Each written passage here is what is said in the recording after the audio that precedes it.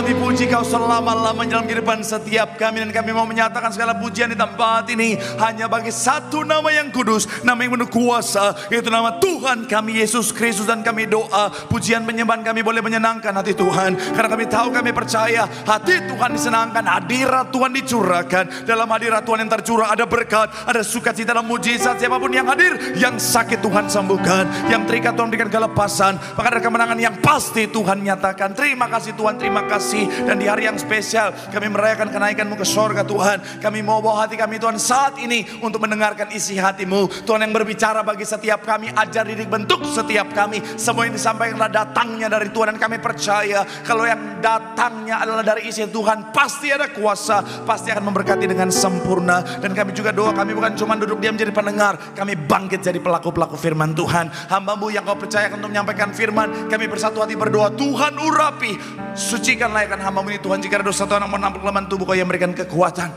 Hamba terbatas tanpa Tuhan, hamba gak bisa apa-apa tanpa Tuhan. Tapi dalam pengurapan Tuhan dan kekuatan yang baru, Tuhan sanggup menyucikan, melayakkan, memampukan, mengubahkan yang biasa jadi luar biasa, yang lemah jadi kuat, yang tidak layak untuk jadi berkat. Semua yang hadir diberkati sempurna.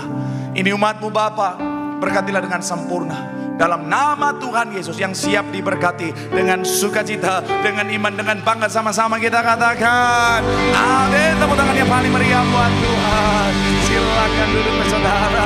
Terima kasih buat setiap rekan-rekan yang sudah melayani dengan luar biasa. Dan dari mimbar ini saya mau sampaikan salam damai sejahtera. Shalom. Sekali lagi shalom. Haleluya. Dalam Tuhan ada sukacita, amin. Dan di mana ada sukacita pasti ada senyuman di wajahnya. Boleh sama-sama berikan senyuman dulu yang paling manis. Jumpai kanan kirimu, depan belakangmu, katakan mari bersukacita dalam Tuhan. Minimal 2-3 orang, kiri kananmu, depan belakangmu dengan senyuman. Wajah-wajah udah gajian. Haleluya. Bilang kanan kirimu, senyumnya mana, sukacitanya mana. Bilang sama yang ngomong, itu baru anak Tuhan. Tepuk tangan dulu yang paling meriah buat Tuhan. Haleluya, haleluya. Dan senang bisa jumpa dengan saudara orang-orang yang luar biasa, amin. Long weekend banyak orang pilih liburan, pilih jalan-jalan. Saudara tetap setia cari Tuhan, artinya saudara cinta Tuhan, amin. Dan saya mau bilang, saudara orang yang cinta Tuhan, setia sama Tuhan, janji Tuhan, hidupnya anak cucunya pasti diberkati Tuhan. Sekali lagi tepuk tangan yang paling meriah buat Tuhan. Sama-sama bilang sama saya, aku pasti diberkati Tuhan. Anak cucuku pasti diberkati Tuhan. Bilang kanan kirimu, kamu juga pasti diberkati Tuhan. Bilang sama yang ngomong, kamu luar biasa. Bilang sama yang ngomong, semangat. Tepuk tangan sekali lagi yang paling meriah buat Tuhan. Haleluya.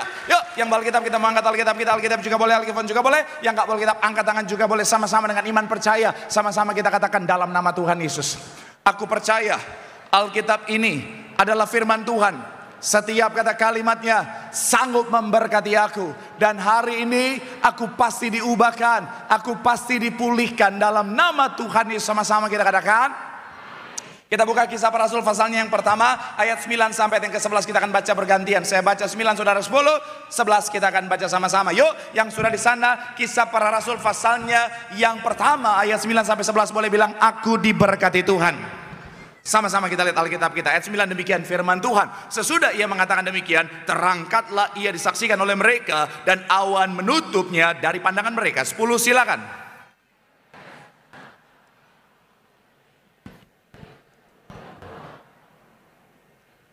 Ayat 11 sama-sama, 3, ya. Dan berkata kepada mereka, hai orang-orang Galilea, mengapakah kamu berdiri melihat ke langit? Yesus ini yang terangkat ke sorga, meninggalkan kamu, akan datang kembali dengan cara yang sama. Seperti apa?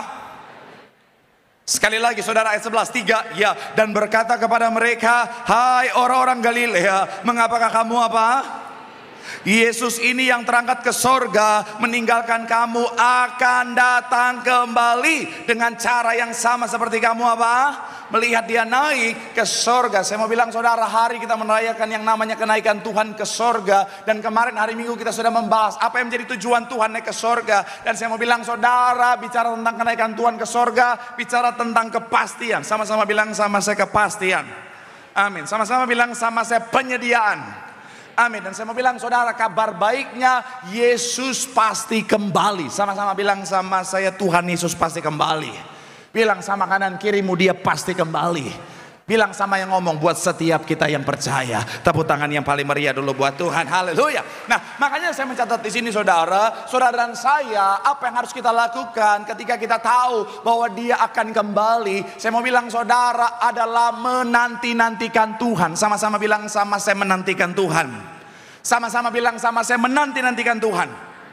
Amin. Dan saya mau bilang saudara, ternyata ketika saudara dan saya menjadi anak-anak Tuhan yang menanti-nantikan Tuhan, maka ada hal-hal yang luar biasa yang akan Tuhan anugerahkan bagi setiap kita. Sekali lagi saudara, ketika saudara dan saya memposisikan diri kita sebagai pribadi, sebagai anak-anak Tuhan yang menanti-nantikan Tuhan, ternyata ada hal-hal yang luar biasa yang Tuhan sediakan anugerahkan bagi setiap kita. Dan itu akan sama-sama kita akan bahas dalam judul khotbah, menantikan Tuhan. Sama-sama bilang sama saya menantikan Tuhan. Lebih spesifik bicara tentang dampak ketika saudara dan saya menanti-nantikan Tuhan. Doa saya melalui firman Tuhan hari ini, saudara dan saya semakin tekun menanti-nantikan Tuhan, sehingga apa yang Tuhan sediakan, apa yang Tuhan anugerahkan menjadi bagian setiap kita. Yang setuju tepuk tangan dulu yang paling meriah buat Tuhan. Haleluya. Yang pertama, apa dampak bagi orang-orang yang menanti-nantikan Tuhan? Yang pertama saya mencatat adalah menerima jawaban doa. Sama-sama bilang sama saya menerima jawaban doa. Sama-sama bilang sama saya doanya dijawab.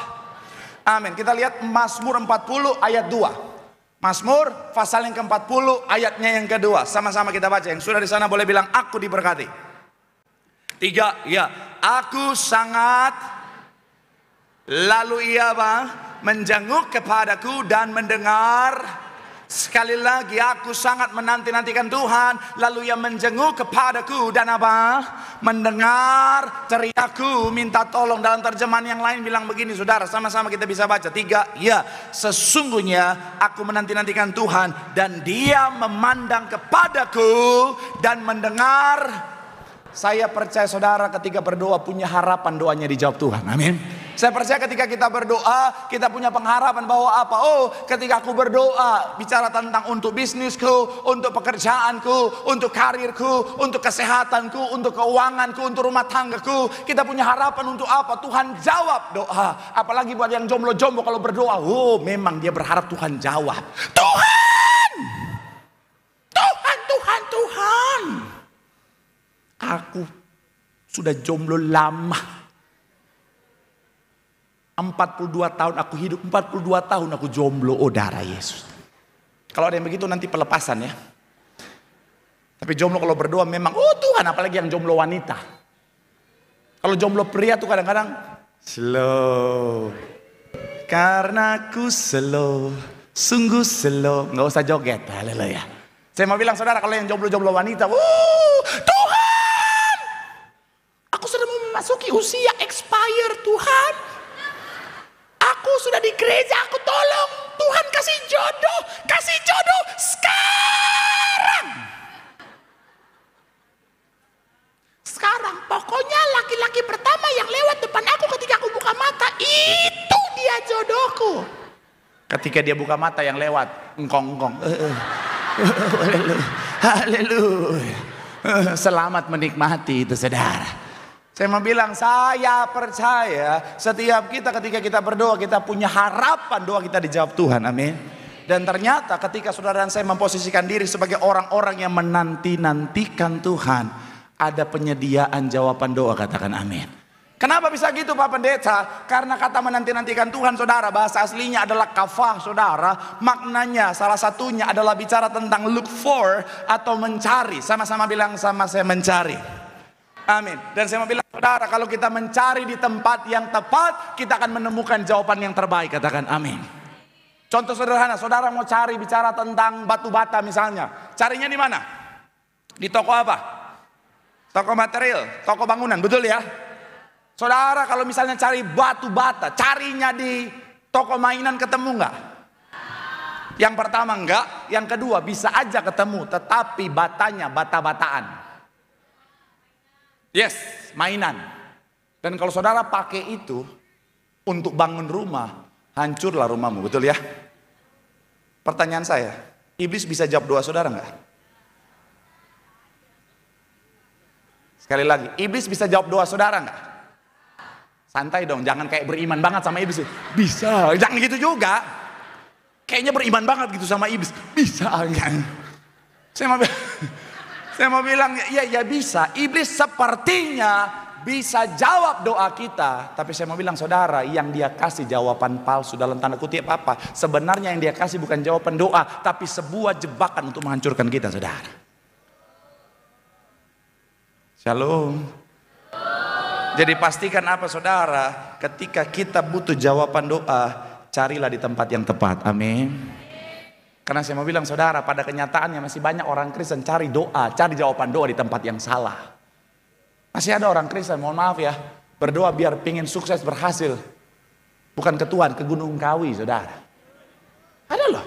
Ada orang Kristen lagi pengen jawaban doa, carinya orang pintar, dukun dan selain sebagainya saudara. Memang saya ngerti kita tinggal di Indonesia. Saya baca berita saudara, Indonesia percaya dukun setingkat ilmuwan darah Yesus.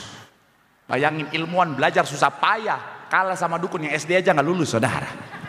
Iya, tapi saya mau bilang ya mohon maaf ya, kalau orang Kristen masih ke dukun, buat saya itu, saya nggak akan ngomong yang tentunya yang kasar ya, saya akan tetap menjaga tutur kata saya. Tapi kalau orang Kristen ke dukun, itu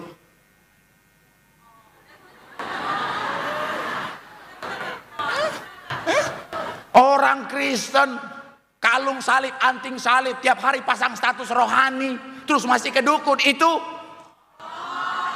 terima kasih juru bicara saya. Darah Yesus, iyalah orang Kristen ya Tuhan Yesus. Mau sukses, mau bicara tentang berkat, supaya Pak Dukun, aku mau kaya Mbak Dukun. Dalam hati dukunnya, gua aja miskin.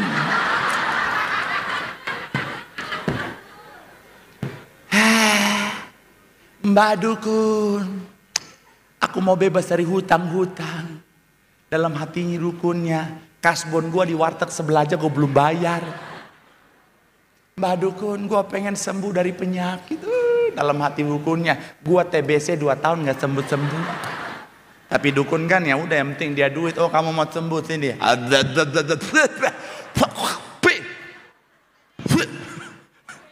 Minum.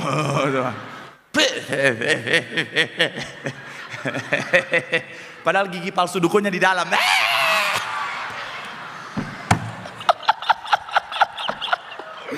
Kalau ada yang lagi nonton sambil makan, rasain kau. Ibadah online kau ngunyah. Kau rasakan gigi palsu dukun itu. Dari kacamata rohani saya melihat ada yang keselak di sana. Saya mau bilang ya, anak Tuhan masih ke dukun. Oh, kenapa? Karena mengandung jebakan, mengandung kutuk di dalamnya saudara. Saya mau bilang saudara, ketika kau butuh jawaban doa, tempat yang terbaik adalah Tuhan, katakan amin. Dan makanya sekarang saya mencatat di sini, saudara pastikan apa? Saudara dan saya senantiasa apa saudara? Mencari di tempat yang tepat, yaitu Tuhan, katakan amin. Satu ketika saudara, ada satu kesaksian saudara, gereja ini gereja yang besar, betul ya? Gereja ini gereja yang besar, dan kalau saudara yang tahu manajemen, saudara pasti tahu operasional gereja ini sangat besar saudara. Gereja yang besar ini saudara, AC-nya aja berapa saudara? Saya mau bilang saudara, AC rumah kita saudara, listrik rumah kita, kalau dipakein AC segedung ini, jangankan dinyalain, baru niat udah jepret. Saudara isi 100.000, baru niat udah tindung. Dan satu ketika saudara, gereja ini sekali lagi saudara kan, ya sekali lagi operasionalnya besar. Tapi yang menarik, apakah saudara pernah lihat gereja ini bikin malam dana? Selama gereja ini berdiri, pernah nggak gereja ini bikin, saudara-saudara, silakan sumbang. Pernah? No. Saudara pernah lihat pendeta-pendeta Tiberias? Saudara, berpuluhan. Anda, kalau ada saudara rekam, colok hidungnya. Kenapa? Karena gembala sidang selalu bilang apa? Gereja ini perintah Tuhan. Gereja ini berdiri atas perintah Tuhan. Jadi kalau Tuhan yang suruh, Tuhan yang tanggung jawab saudara. Makanya gembala sidang Bapak Ibu kita selalu ajar. Oh tepuk tangan dulu, silakan. Udah yang tepuk tangan silakan. Ingat kita satu keluarga, kalau ada yang tepuk tangan, kasihan kalau dia tepuk tangan sendiri. Saya mau bilang sekali lagi saudara, gereja ini Tuhan yang suruh. Jadi gembala sidang selalu bilang apa, Bapak Ibu selalu bilang apa, kalau perlu apa-apa mintanya sama Tuhan saudara. Satu ketika saudara, gereja ini butuh kesaksian Ibu Gembala, gereja ini butuh satu hal yang cukup besar saudara, satu dana yang cukup besar saudara. Ibu Gembala sidang udah koordinasi dengan keuangan, dan keuangan kasih laporan bahwa iya dananya segini. Singkat cerita ya, berdoa saudara, kurang dari 1 kali 24 jam kesaksian saudara, tiba-tiba ada dana yang masuk dari orang yang tidak mau dikasih tahu detailnya saudara, dan jumlahnya besar sesuai yang dibutuhkan. Tepuk tangan dulu yang paling meriah buat Tuhan.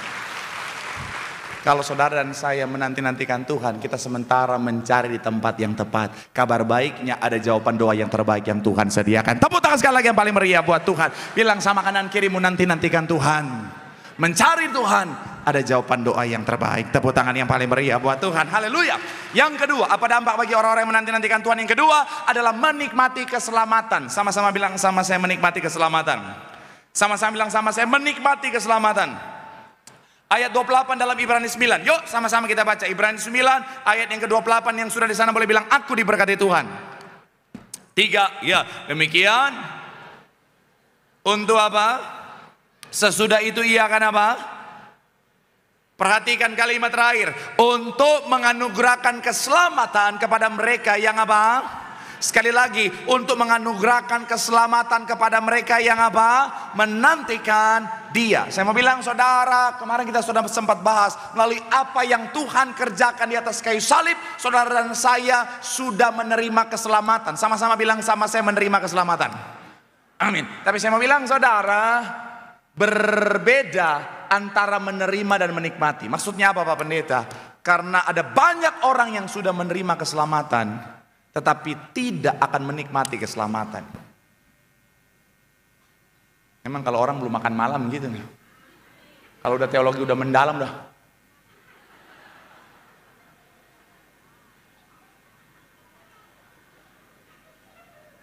Saya mau bilang sekali lagi saudara, pahami dengan benar. Ada banyak orang yang menerima keselamatan, tetapi tidak akan menikmati keselamatan. Kenapa? Karena melalui apa yang Tuhan Yesus kerjakan di atas kayu salib, kita menerima keselamatan. Tapi untuk sampai menikmati keselamatan, kita harus mengerjakan keselamatan kita. Katakan amin. Untuk menikmati keselamatan, kita harus memposisikan diri kita sebagai orang yang senantiasa berjaga-jaga menanti-nantikan Tuhan. Katakan amin. Saudara ingat wanita-wanita yang bijaksana dan juga yang tidak bijaksana, alias yang bodoh saudara, mereka tidak berjaga-jaga. Makanya ayat yang ke-13 dikatakan apa saudara? Dalam Matius 25 ayat yang ke-13 dikatakan apa? Karena itu berjaga-jagalah, sebab kamu tidak tahu akan hari maupun akan. Dan saya mau bilang saudara, kalau saudara dan saya pikir, oh tenang Pak Pendeta, saya sudah pasti selamat, saya ngapain aja saya bebas, saya akan selamat. Saya mau bilang saudara, hati-hati. Karena ada banyak orang terlena dengan pemahaman yang salah, dia tidak berjaga-jaga. Akhirnya apa? Keselamatan yang sudah diberikan, dianugerahkan, tidak dia nikmati. Kalau saudara perhatikan, Billy Graham bilang begini saudara. Billy Graham bilang begini saudara. Keselamatan adalah anugerah, tetapi mempertahankannya membutuhkan apa? Ketaatan dan kesetiaan kita kepada, sekali lagi, keselamatan adalah anugerah Tuhan, tetapi apa? Membutuhkan ketaatan. Dan selanjutnya C.S. Lewis bilang begini saudara, Tuhan memberikan kita kebebasan untuk memilih, tetapi dengan kebebasan itu datang tanggung jawab untuk menjaga apa yang telah Dia percayakan kepada kita, termasuk apa?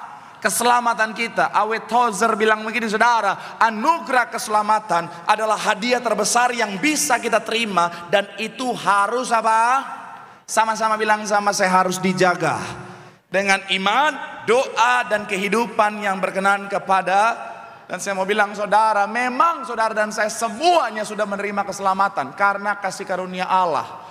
Karena begitu besar kasih Allah, sehingga Ia, perhatikan, kasih Allah akan dunia, tapi siapa yang menerima? Supaya setiap orang yang Kata percaya bahasa aslinya pisteo, artinya apa saudara? Berkomitmen. Sama-sama bilang sama saya, berkomitmen. Karena kalau cuman sampai percaya Yesus adalah Tuhan, ternyata itu belum cukup, bos. Karena kalau saudara bilang, oh Pak, saya pasti selamat karena saya percaya Yesus adalah Tuhan. Kalau percaya Yesus adalah Tuhan, jangankan saudara, iblis aja percaya Yesus itu Tuhan, amin. Tetapi kata percaya juga punya makna artinya apa? Hidup dalam Tuhan. Untuk lebih detailnya, saya undang tim saya yang sudah ke Singapura kemarin, saudara. Dia lagi.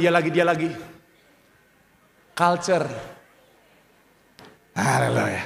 Kenapa mukanya nggak sentosa lagi? Sini. Haleluya. Saya mau bilang, saudara, saya udah 3 kali sama ini saudara jelaskan ini. Tetapi saya mau supaya saudara memahami dengan benar. Bicara tentang keselamatan, tidak ada yang bisa kita lakukan sehingga keselamatan itu bisa kita terima dalam kehidupan setiap kita. Amal baik kita tidak bisa membuat kita menerima keselamatan. Semuanya hanya karena kasih anugerah Tuhan yang luar biasa. Melalui apa yang Tuhan kerjakan di atas kayu salib, keselamatan Tuhan anugerahkan bagi setiap kita, saudara. Secara cuma-cuma. Kurang bagus, lightingnya lebih bagus ini. Haleluya. Haleluya. Udah pakai jas merah begini supaya menyala.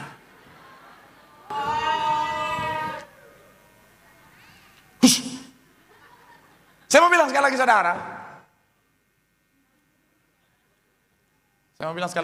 Keselamatan sudah Tuhan anugerahkan. Tapi sekali lagi saya mau bilang saudara, nantikan Tuhan. Karena kita nggak pernah tahu kapan waktu Tuhan, amin. Alkitab mencatat Tuhan datang seperti apa? Tahan dulu sampai di situ, tahan sini ya, oke? Gara-gara ayat itu saya ingat satu cerita. Yang lurus, totalitas. Oke. Saya ingat satu cerita. Satu ketika, rumah pendeta kemasukan maling. Jam 3 subuh pendeta lagi tidur, tiba-tiba di dapurnya, plang. Pendeta bangun kaget dan langsung bilang, siapa itu? Tapi malingnya berhikmat. Malingnya langsung, meong. Oh, meong. Iya, nggak benar. Pendeta langsung keluar. Ketika dia buka pintu beneran, malingnya depan jendela sambil gotong TV, saudara. Pendeta langsung bilang, woi maling, pencuri. Si malingnya anak Tuhan. Dia langsung berkata, hai anakku, tidak tahukah engkau bahwa aku akan datang seperti pencuri? Pendeta yang masih ngantuk-ngantuk bilang, kaukah Mesias?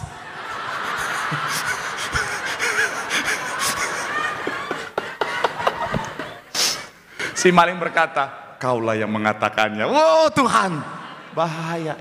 Tapi jangan sampai saudara gara-gara dengar cerita ini saudara terinspirasi. Tiba-tiba saudara datang di rumah saya pergokin, hai anakku, jangan tipu-tipu, itu cerita saya. Saya mau bilang sekali lagi saudara, bicara tentang keselamatan, semuanya hanya karena anugerah Tuhan. Tapi saya mau bilang saudara, berjaga-jagalah, kerjakan keselamatanmu dengan ketaatan, hidup menanti-nantikan Tuhan.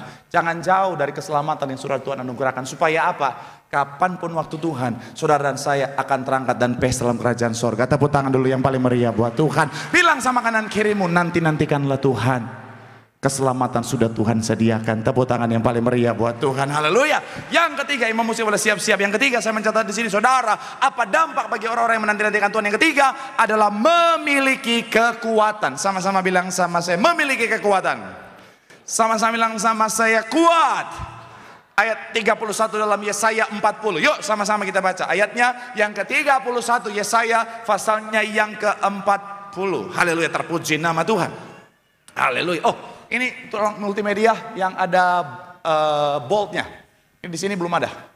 Yesaya 40 ayat yang ke-31. Sama-sama kita baca saudara. 3 ya. Tetapi mereka seumpama apa? Mereka berlari dan tidak menjadi lesu. Mereka berjalan dan tidak apa? Sekali lagi, tetapi orang-orang yang menanti-nantikan Tuhan mendapat apa? Kekuatan yang baru. Mereka seumpama raja wali yang naik terbang dengan kekuatan sayapnya. Mereka berlari dan tidak apa? Menjadi lesu. Mereka berjalan dan tidak menjadi apa? Setiap orang sangat mungkin menghadapi yang namanya badai. Betul? Saudara mau anak Tuhan atau tidak, saudara mau rajin gereja atau tidak, saudara mau jemaat betos atau tidak, saudara mau rajin baca Alkitab atau tidak, saudara mau pakai kalung salib atau tidak, badai bisa datang kapan saja bagi setiap kita. Betul ya? Even saudara hamba Tuhan, kadang-kadang badai bisa datang kapan saja, saudara. Dan memang Tuhan gak pernah janji ikut Tuhan gak ada badai, saudara. Bahkan kadang-kadang saudara hidup itu ya, hidup itu lucu kadang-kadang saudara. Ada saat dimana kayak tenang-tenang, tiba-tiba masalah datang, sekali datang keroyokan gitu. Pernah ngalamin gak? Ya, sampai kita kadang-kadang, ih, ayah naon nih, kumaha iya. Tapi saya mau bilang saudara, begitulah hidup saudara. Apalagi zaman sekarang dunia makin hari makin jahat. Banyak orang ngalamin badai, salah satunya di apa? Ekonomi saudara. Badai PHK aja saudara lagi banyak-banyaknya. Iya kan? Saya baca berita tuh. Badai PHK melanda 26.455 pekerja terdampak hingga Mei 2025. Bayangin saudara, dalam waktu singkat sudah ada 26.455 orang pekerja yang kena PHK saudara. Makanya kemarin saya nonton job fair di Cikarang itu saudara. Orang-orang berjuang untuk cari kerja, saya sedih lihatnya saudara. Bagaimana mereka berjuang dengan susah payah. Sampai masuk selokan, berantem, dorong sana, dorong sini. Sampai ada yang berantem di sana saudara. Karena saking pengennya, bukan dapat pekerjaan dulu, baru dapat kesempatan untuk diwawancara dan belum tahu ke depannya. Tapi mereka berusaha. Karena memang badai itu lagi banyak-banyaknya saudara. Jadi saudara kalau mohon maaf ya, dengan segala kerendahan hati, kalau udah punya pekerjaan, bersyukurlah. Karena ada banyak orang di luar sana lagi berjuang dengan mencari pekerjaan. Saudara kalau lagi udah ada pekerjaan, walaupun mungkin agak berat, agak melelahkan, itu idaman mereka yang sementara cari pekerjaan. Jangan dikit-dikit ngeluh, capek. Ya kalau gak mau capek ya tidur. Gak usah kerja, tidur aja di rumah. Tidur-tiduran di rumah gak ada pekerjaan juga capek. Diomongin tetangga. Tuh lihat tuh, si Butet, beban keluarga. Jadi kalau ada pekerjaan gak usah lah dikit-dikit. Ya udahlah gue ngomongin, gue ini pekerjaan gue tuh toksik banget di kerjaannya ini. Bos gue gak punya perasaan, work life balance aku tuh keganggu banget. Aku tuh gak bisa kayak gini, aku tuh enggak, aku mau resign aja. Bos, lo gue N. Jangan apa-apa N. Ada pekerjaan langsung N. Cicilanmu enggak N. Emang saudara pikir ketika kau resign, cicilanmu akan berkata, kasih ya dia lagi resign. Enggak apa-apa. Cicilan kamu resign dulu aja, nggak ada. Tetap debt collector akan datang. Shalom. Ada cicilan. Dua hal yang paling bikin deg-degan katanya jatuh cinta sama jatuh tempo, saudara. Nggak usah aneh-aneh lah. Udah kerja aja dengan sungguh-sungguh, amin. Shalom anak muda. Kalau baru mulai, nggak usah milih-milih lah. Gak usah idealis lah. Aku tuh gak bisa kerja itu. Aku tuh gak bisa. Bisa. Aku tuh mau cari kerjaan yang gini. Aku tuh pengen banget kerjaan yang Senin sampai Sabtu libur, gajiannya hari Minggu.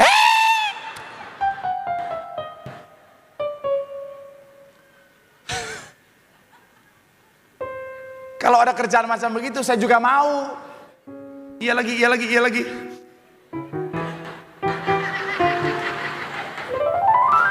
Cuman anak TikTok yang tahu itu. Saya mau bilang, saudara, udahlah. Ada banyak orang lagi berjuang hari-hari ini, saudara. Dan saya mau bilang sekali lagi, saudara, orang kalau udah badai ekonomi, biasanya kena ke dampaknya selanjutnya apa? Badai rumah tangga. Karena saya mau bilang ya, salah satu yang bahaya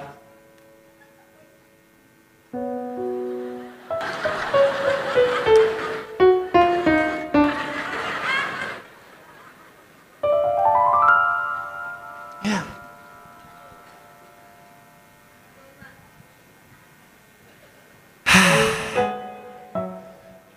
Saya nggak usah jelasin lah. Shalom para pria. Masih kurang gula. Shalom para pria.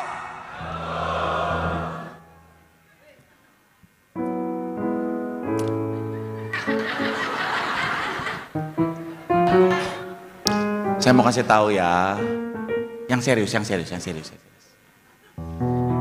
Salah satu kenyataan pahit yang harus diterima para pria adalah gini, wanita itu bisa dicintai apa adanya, tapi tidak dengan pria. Sekali lagi, wanita bisa dicintai apa adanya, tapi tidak dengan pria. Kadang-kadang laki-laki itu dihargai ketika dia bisa menghasilkan sesuatu. Tapi ketika dia tidak bisa menghasilkan sesuatu, ada banyak istri-istri berubah ke suaminya. Ingat Ayub kan? Waktu Ayub lagi sukses, lagi kaya, istrinya, sembah dan puji Ayub.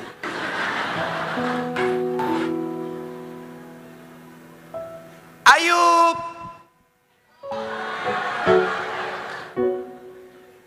Ketika Ayub nangado ngepeng, istrinya datang, kutukilah Tuhanmu dan matilah. Pahit ya. Tapi itu ya, saya mau bilang, Bu, cintailah suamimu dalam segala keadaan. Jangan cuma pada saat dia menghasilkan kau sayang, ketika dia lagi sakit gak bisa menghasilkan, kau tinggalkan, saudara. Kesetiaan seorang laki-laki diuji ketika dia lagi punya segalanya. Tapi kesetiaan seorang wanita diuji ketika suaminya gak punya apa-apa. Kan janji nikah bilang apa? Aku akan tetap setia, mengasihi dalam suka maupun duka. Ada orang mau coba-cobain saya, dalam suka maupun senang itu sama aja.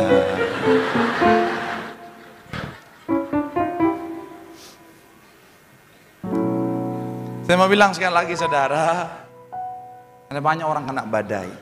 Bahkan survei Kementerian Kesehatan sampai bilang begini, saudara. Menurut survei dari Kementerian Kesehatan Indonesia, 1 dari 100 penduduk usia 15 tahun ke atas itu ngalamin depresi, saudara. Jadi kalau hari ini ada 2.000 orang di sini, minimal ada 20 orang yang lagi depresi.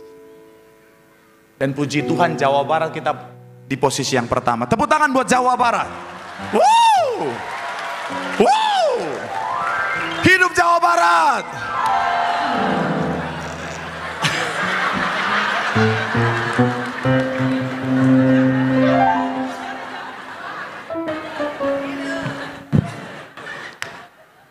Memang tanda-tanda orang depresi begitu.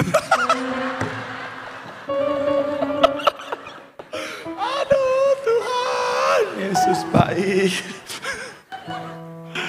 Aduh. Tapi iya kan. Saya kemarin, saudara, saya dari daerah Tangerang mau ke SCBD, saudara. Rencananya macetnya luar biasa. Saya mau pelayanan ke sana, macetnya luar biasa. Tim saya buka GPS. Google Map aja bilang putar balik aja, Pak. Saya sampai, serius? Saking macetnya, saudara. Akhirnya Tim saya bilang, gimana Kak? Saya bilang, tetap berangkat. Gak apa-apa terlambat, yang penting sampai.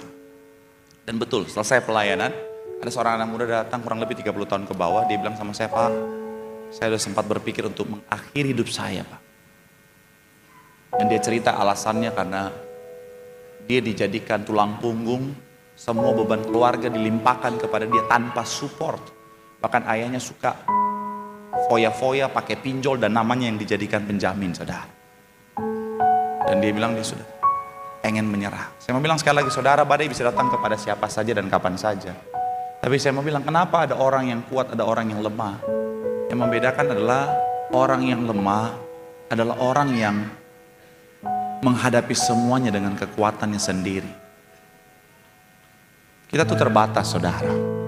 Kita manusia yang terbatas. Kalau kita mau hadapi dengan kekuatan kita akan berkata, aku gak kuat, aku gak mampu.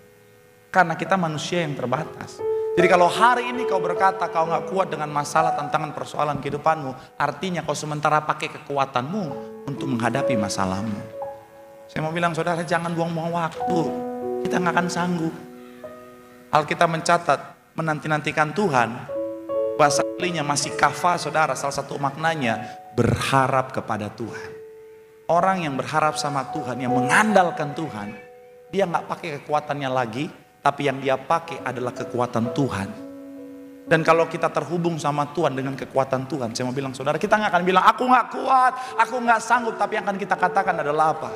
Apapun yang ada di depanku bersama Tuhan, segala perkara dapat kutanggung dalam Tuhan yang memberikan kekuatan. Tepuk tangan sekali lagi yang paling meriah buat Tuhan. Bilang sama kanan kirimu, nantikan Tuhan. Di dalam Tuhan ada kekuatan, ada kemenangan. Sekali lagi tepuk tangan yang paling meriah. Yang diberkati boleh lambaikan tanganmu. Sorak-sorak yang paling meriah buat Tuhan. Ku kan terbang tinggi.